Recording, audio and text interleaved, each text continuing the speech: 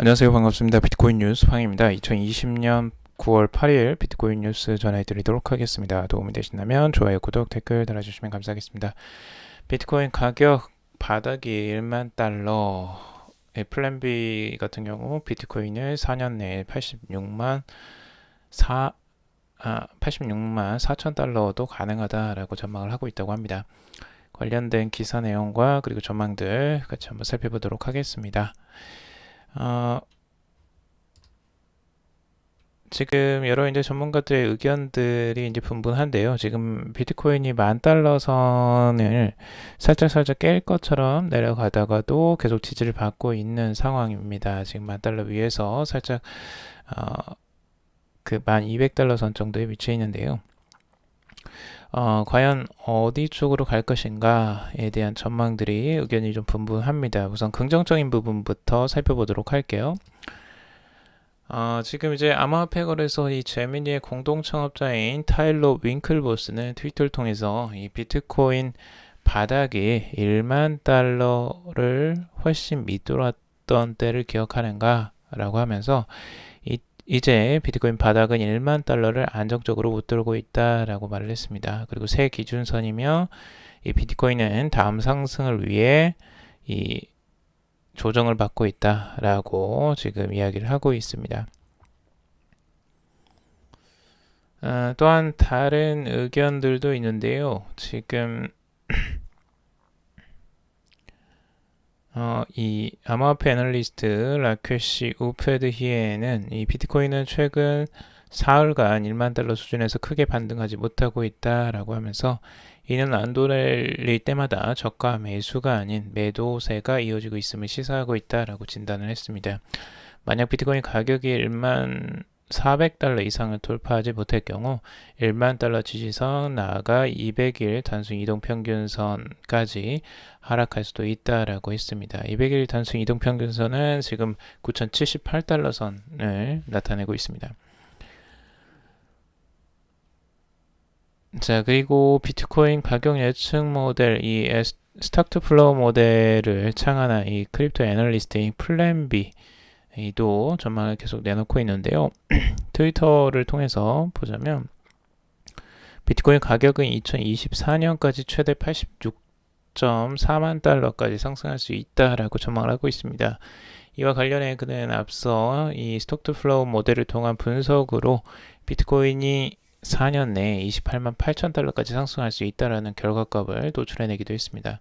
하지만 이는 보수적인 수치로 상승 과정에서 비트코인 가격은 3배에 가까운 가격까지 오버슛이 나올 수 있다라고도 말을 했습니다. 이 경우 킹 크립토인 비트코인의 가격은 순간적으로 최대 86만 4천 달러까지 치솟을 수 있다라고도 전망을 하고 있습니다. 스톡 투 플로우 모델은 이제 항상 자주 나오는 모델이고 많은 암호화폐 분석가들이 인용하기도 하는 분석 모델이기도 합니다. 비트코인의 희소성을 가지고 그 가치를 산정하는 건데요. 이제 금이나 이런 것들을 가치 상정을 할 때 쓰는 모델 중에 하나인데 그걸 이제 암호화폐로 가져와서 사용을 하고 있는 거죠. 근데 이 가격 전망이 정확하게 맞다라고는 할 수는 없습니다. 이 부분은 그냥 참고적으로만 보시길 바라겠고요. 자, 그리고 부정적인 부분들도 있습니다. 부정적인 전망들. 우선 이 애널리스트인 크레더블 크립토 최근 트윗을 보면 비트코인 가격은 미국 시카고 상품거래소에 이 비트코인 선물 가격과의 시세차를 메우기 위해서 이 9,600달러 선까지 후퇴할 것이다 라고 분석을 했습니다. 이와 관련해서 최근 비트코인 약세는 이 위크핸드 들이 떨쳐내기 위한 움직임으로 보인다라고 하고 있습니다. 이 위크핸드라는 건 이제 트레이딩 플랜의 고사를 확신이 부족하거나 또는 그것을 수행할 자산이 부족한 이 투자자들을 말합니다. 그래서 그 단기적으로 이제 불안해하는 투자자들이죠. 약한 투자자들, 그 사람들을 떨쳐내기 위한 움직임이라고 이야기를 하고 있고, 단기적으로 하방 압력이 지속될 수는 있지만 장기적인 관점에서 이전의 저항선이 지지선으로 전환되기 때문에 장기 강세의 신호가 될 수 있다라고 설명을 하고 있습니다. 그러니까 크레디블 크립토 같은 경우는 지금 단기적으로는 약세가 나올 수 있다라는 거예요. 추가적으로. 하지만 장기적으로는 이제 또 긍정적으로 해석을 하고 있습니다. 장기적으로는 또 좋은 모습을 보일 수 있다라고 지금 보고 있는 거죠. 자, 그리고 다른 분석가의 분석인데요. 지금 이 분석가는 단기적으로 이제 상승 모멘텀이 있다라고 지금 보고 있습니다. 현재 이 10,000달러 선을 중요한 이제 지지선으로 바라보고 있는데요. 그 이유 중에 하나가 이제 피보나치 되돌림으로 인해서 지금 위쪽에서 아래쪽으로 지금 내려오면서 0.618 구간을 지금 한번 찍었다라고 지금 보고 있습니다. 그래서 이 0.618을 찍고 다시 한번 반등세가 나올 가능성을 염두에 두고 있고, 그렇게 보면 지금 12,000달러까지도 지금 다시 한번 상승 가능성이 있다라고 긍정적으로 지금 내다보고 있습니다. 자, 차트를 조금 더 자세히 바라보면요. 비트코인의 가격 바닥에서 지지선을 계속 찍고는 있습니다. 뭐 크게 올라가진 않았지만 그래도 바닥 지지를 계속 받는 모습을 보여주고 있고요. 지금 현재 1394달러 선까지 반등을 한 상태입니다. 이 상태에서 추가적으로 이제 반등을 확실하게 해준다면 조금 더 긍정적으로 바라볼 수가 있겠죠. 여기 이제 10,000달러 선이 지지를 확실하게 받았구나 라고 좀 볼 수가 있을 것 같고요. 지금 우선 이 바닥권에서 벌써 3번 정도를 이렇게 지지를 단기적으로 받고 있는데 4시간 봉에서요. 이 지지를 받고 얼마나 반등을 하느냐가 지금 이제 또 관건일 것 같습니다. 아래쪽에서 계속 머물게 있으면 좋은 신호는 아니고요. 자, 그리고 이더리움 같은 경우도 지금 2번을 이렇게 지지를 받고 있습니다. 아래쪽에서 저점을 높여가면서 지지를 받는 단기적인 모습인데, 위쪽으로 이제 전고점 뚫고 올라가는 모습들이 보여줘야 됩니다. 이런 부분이 저점이 상승하고 이제 고점도 같이 상승하는 모습들이 단기적으로 나와줬을 때 조금 더 이제 안정세를 이어갈 수 있을 것으로 보여지고, 우선은 뭐 이더리움 같은 경우는 지금 단기적으로 지금까지는 강세를 보여줘 왔습니다. 하지만 비트코인과 그리고 증시 하락 등의 외부적인 요소들의 영향을 많이 받죠. 그래서 이더리움만 혼자서 갈 수 없는 부분이라는 건 꼭 염두를 해두시고 보시면 좋을 것 같습니다. 자, 그리고 스위스 측 내년부터 암호화폐로 세금을 받는다라는 소식입니다. 이 블록체인의 중심이라고 불리우는 이 스위스 측 칸톤이 내년부터 암호화폐로 세금을 납부할 수 있도록 허용한다고 합니다. 블룸버그 외신에 따르면 이 블록체인과 암호화폐의 친화적인 정책으로 크립토밸리라고 불리우는 이 스위스 측 칸톤 정부가 내년 6월부터 암호화폐를 세금 납부 수단으로 허용을 한다고 합니다. 기업과 개인은 10만 스위스 프랑 한도 내에서 비트코인이나 이더리움으로 세금을 납부할 수 있다고 하는데요. 비트코인이나 이더리움으로 세금을 납부하려면 세무당국에 통보해야 하고 이후 당국이 발송한 QR코드를 통해 납부를 하게 된다고 합니다. 비트코인이나 이더리움을 이제 세금으로 납부하기 위해서는 일단 세무당국에 통보하고 당국이 발송한 QR코드를 통해서 납부하면 된다고 하는데요. 이 납부된 비트코인은 이 비트코인 스위스를 통해서 즉시 현금화되고 이 가격 변동성에 대한 문제점을 없앤다고 합니다. 이 환전된 암호화폐는 세무당국에 다시 전달이 되게 되고요.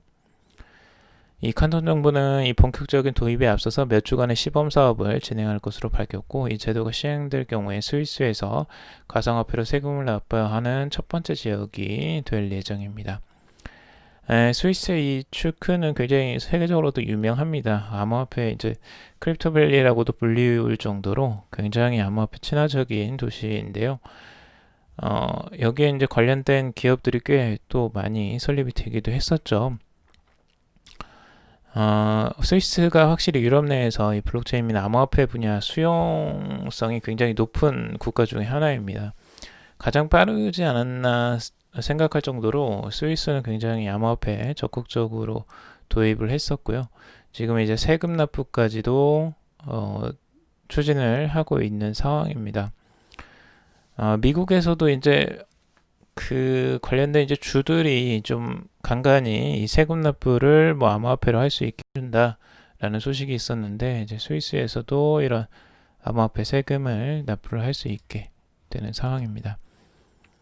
앞으로 이제 이런 사용 범위가 갈수록 늘어나지겠죠. 자, 그리고 덴마크 외교부에서 블록체인으로 부정부패를 막을 수 있다라고 언급을 했다고 하는데요. 이 덴마크 외교부가 이 부정부패를 방지하기 위해 블록체인 기술을 활용할 것을 제안했다고 합니다. 덴마크 외교부는 이 국제 반부패 회의에서 블록체인 기술을 활용해서 일상 행정, 정치 상황에서 이 부패를 막을 수 있다는 내용의 보고서를 발표를 했습니다. 해당 문건에는 블록체인뿐만 아니라 이 빅데이터, 크라우드 소싱 등 IT 기술과 서비스를 활용하는 방법이 담겨 있습니다. 여기에 블록체인을 거버넌스 및 거래 시스템을 더욱 투명하게 하고 데이터에 대한 개개인의 권한을 강화할 수 있는 기술로 소개를 하기도 했습니다. 덴마크 정부는 이 블록체인을 특히 부정부패 이 방지 솔루션으로 활용할 수 있다라고 언급을 했는데 데이터 및 각종 증명을 위변조 없이 안전하게 보관하고 모든 활동을 추적할 수 있기 때문에 부정부패 발생 확률을 낮출 수 있다라고 말을 하고 있습니다. 아울러 블록체인이 개방형 데이터베이스로서 모든 사람에게 동등한 접근성을 제공한다는 점도 강조를 했고 이로써 은행, 회계, 행정기관 등 중개기관의 필요성이 줄어들고 개개인이 직접 권리를 주장할 수 있고 정부기관도 정식 신원이나 은행 계좌가 없는 사람에게 안전하고 효율적인 방식으로 자원을 배분할 수 있다라고 하고 있습니다. 그리고 이제 덴마크 정부는 이러한 이제 블록체인 기술 효과를 위해서는 먼저 정확한 데이터가 기록되어야 된다라는 점을 지적하기도 했습니다. 자, 그리고 미국의 법무부 반독점부 차관보가 이 블록체인 시장 독점 방지 효과가 있다고 이야기를 했는데요.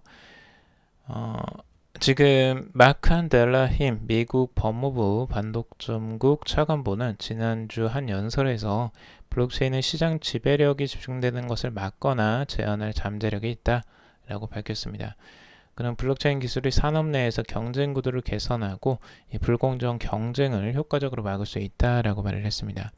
당국이 기업의 블록체인 솔루션 구현 방안 및 이 시장 경쟁에 미치는 영향에 대해서 이해하기 위해서 노력하겠다라고 밝혔는데요. 이 기존 기업들이 시장에서 지배적인 위치를 유지하기 위해서 이 경쟁 업체가 핵심 시장 인프라에 접근하지 못하도록 이 블록체인 솔루션 잠재력을 억제하거나 제한하는 시도에도 대응하겠다라고 덧붙이고 있습니다. 그래서 앞으로 이제 독점을 막는 데에도 이 블록체인 기술이 활용이 될 수 있겠다라는 걸 알 수가 있고요. 그리고 바이낸스에서 유니스왑 모델 리퀴드 스왑을 출시했다는 소식입니다. 이 탈중앙 거래소 유니스왑이 큰 인기를 얻자 이를 모방해서 이 대화 암호화폐 거래소인 바이낸스가 이걸 다시 한번 만들었다고 하는데요. 지금 유니스왑, 스시스왑 같은 자동화된 마켓메이커 방식을 이용하는 거래 플랫폼인 바이낸스 리퀴드 스왑을 출시했다라고 밝혔습니다. 호가창에서 이 가격을 확인하고 매수 매도 주문을 통해서 거래가 성사되는 방식과는 달리 이 AMM 거래소는 이 스마트 컨트랙트를 통해서 유동성 풀 공급량에 따라 이 토큰 가격을 결정하며 손쉬운 수합 거래를 지원한다고 합니다. AMM 이 거래소에서 이용자는 유동성 제공자로 역할을 하고 이 토큰을 유동성 풀에 예치하고 그 대가로 이자를 받거나 이 거래 수수료를 할인받을 수 있다고 합니다. 이는 큰 인기를 얻고 있는 디파이 프로젝트, 유니스왑, 스시스왑 등이 사용하는 모델인데요. 이더리움 기반 탈중앙화 거래소인 유니스왑은 최근 일간 거래량 기준 코인베이스 프로를 앞서기도 했었죠. 확실히 인기 있는 것들은 바로바로 따라하는 이 바이낸스입니다. 자, 그리고 손정희 회장이 나스닥 랠리를 이끈 고래였다라는 기사가 나오고 있는데요. 이 미국 나스닥 지수가 최근 한 달간 급상승한 후에 급락한 배경에는 손 회장이 이끄는 일본 소프트뱅크가 있다는 분석이 나왔습니다. 월스트리트 저널은 이 소프트뱅크가 40억 달러의 기술주 콜옵션을 사들여서 나스닥 고래 역할을 했다라고 보도를 하고 있습니다. 하나로 약 4조 8천억 원 정도 되는데요. 해당 콜옵션은 주로 아마존과 마이크로소프트, 넷플릭스, 테슬라 등 이 대형 정보 기술 종목들의 가격 상승을 만들어낸 것으로 알려졌는데, 월가 애널리스트와 이 투자자들은 이러한 콜옵션 거래를 눈치채고 있었지만 배후에 누가 있는지 몰라서 베일에 쌓여 있었다라고 월스트리트 저널은 전하고 있습니다. 이 소프트뱅크가 규제 당국에서 제출한 서류에 따르면 이 아마존과 MS, 넷플릭스 등 이 기술주 공룡 주식들을 올봄 이 40억 달러에 사들였고 테슬라 지분을 확대를 했다고 합니다. 그런데 공개된 서류에는 이 대규모 옵션 거래가 포함되지 않고 있었는데, 이 소프트뱅크가 사들인 콜옵션 40억 달러어치는 실제 주식 이 500억 달러를 사들일 수 있는 권리를 보장하는 것으로 전해졌습니다. 500억 달러면 약 59조 원입니다. 어마어마한 금액이죠. 자, 그리고 월스트리트 저널은 이 소식통을 통해서 최근 소프트뱅크는 매수한 주식 규모와 비슷한 수준으로 다른 이름을 통해 콜옵션을 사들인 후 더 높은 가격에 팔았다라고 설명을 하고 있습니다. 콜옵션 조건은 구체적으로 공개되지 않았지만 기술주 등이 단기간에 급등하는 과정에서 콜옵션을 다시 매도해서 상당한 수익을 챙긴 것으로 추정을 하고 있습니다. 최근에 손정희 회장이 이 소프트뱅크가 좀 어려워지면서 뭐 암을 매각한다라는 소식들도 있었는데, 이 나스닥의 이 콜옵션으로 다시 한번 만회를 하는지, 한번 뭐 소프트뱅크의 이제 재무제표를 보면 알겠죠. 나중에 이제 결과가 나올 것 같은데, 참 재밌네요. 이런 나스닥 랠리를 또 이끈 장본인이 손정희 회장이었다는 게. 자, 그리고 카카오가 4천억 원을 투자해서 데이터 센터를 만든다는 소식도 있습니다. 이 카카오는 이 경기도청에서 이 안산시 한양대 에리카 캠퍼스와 함께 카카오 데이터 센터 및 산학협력시설 건립을 위한 양해각서를 체결했다고 합니다. 양해각서에 따르면 카카오는 4천억 원의 사업비를 투입해서 이 한양대학교 캠퍼스 혁신파크에 데이터 센터와 산학협력시설을 건설을 한다고 합니다. 부지 규모는 5,500평상당이고 규모 부지에 데이터 센터 및 산학협력 시설을 건설한다고 합니다. 데이터 센터는 이제 서버, 네트워크, 스토리지, 네트워크 기기 등을 제공하는 통합관리 시설이고 데이터를 수집하고 운영하기 위한 핵심 인프라라고 합니다. 건설 예정인 카카오 데이터 센터는 10만 대 이상의 서버를 운영할 수 있는 초대형 데이터 센터고, 데이터 센터 전산동 건물 안에 총 12만 대의 서버를 보관할 수 있고 이 6엑사바이트의 데이터를 저장할 수 있다고 합니다.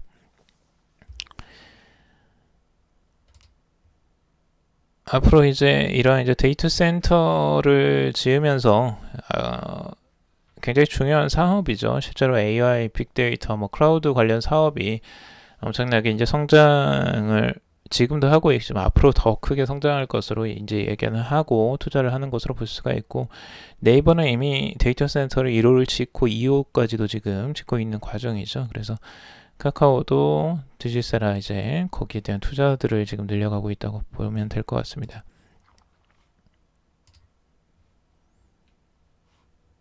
자, 그리고 미국의 의료 산업이 이 블록체인 도입을 가속화한다라는 소식입니다. 미국 의료 산업에서 데이터 보호 수준을 개선하기 위해서 블록체인 기술을 도입하는 사례가 늘고 있다라고 하는데요. 이 코로나19 확산 이후 의료시설과 연구기관에 대한 사이버 공격이 증가하면서 미 의료업계는 새로운 데이터 보호 방안으로 블록체인 기술에 큰 관심을 보이고 있다고 합니다. 2018년 기준 미 의료기관들은 1회 이상 사이버 공격을 받은 것으로 확인이 됐고, 이 결과 503건의 불법 침입이 발생했고 1,500만 건 이상의 의료 기록이 유출이 됐다고 합니다. 지난해에는 이러한 불법 침입 건수가 60%가량 증가한 것으로 나타나고 있습니다. 이 블록체인은 단일 장애 지점이 없기 때문에 이 사이버 공격 및 해킹으로부터 데이터를 안전하게 보호할 수 있고, 이 복잡한 키를 사용해야만 데이터를 접근할 수 있기 때문에 이 랜섬웨어 같은 불법 침입을 무력화할 수 있고, 이 환자 개인이 자신의 데이터에 대한 직접적인 권한을 가질 수도 있습니다. 이런 이제 정보 보호 데이터를 보호할 수 있기 때문에 블록체인 도입을 이제 가속화하겠다라고 하는 것을 알 수가 있고요. 그리고 일본의 암호화폐 신규 투자자 절반이 중장기적 이익의 목적으로 두고 투자를 하고 있다는 소식입니다. 암호화폐 거래소 비트플라이어가 올해 1월부터 6월 중에 계좌를 신설하고 일본인 고객 539명을 대상으로 설문조사를 실시했다고 합니다. 이 암호화폐 투자를 시작한 이유를 묻는 건데요. 이 장래성이 있을 것 같아서 라는 응답이 48.7%로 1위를 차지했습니다. 향후 암호화폐 이용이 확산될 것 같아서 라는 응답은 29.2%로 4위를 차지했다고 하고요. 그리고 이제 단기적인 투자 이익을 지금 보고 투자하는 다는 응답은 21.5%였고요. 중장기적 운영에 적합할 것 같아서라는 답한 응답자가 25.7%로 단기적인 운영보다 좀 더 많았다고 지금 설문조사가 나왔다고 합니다.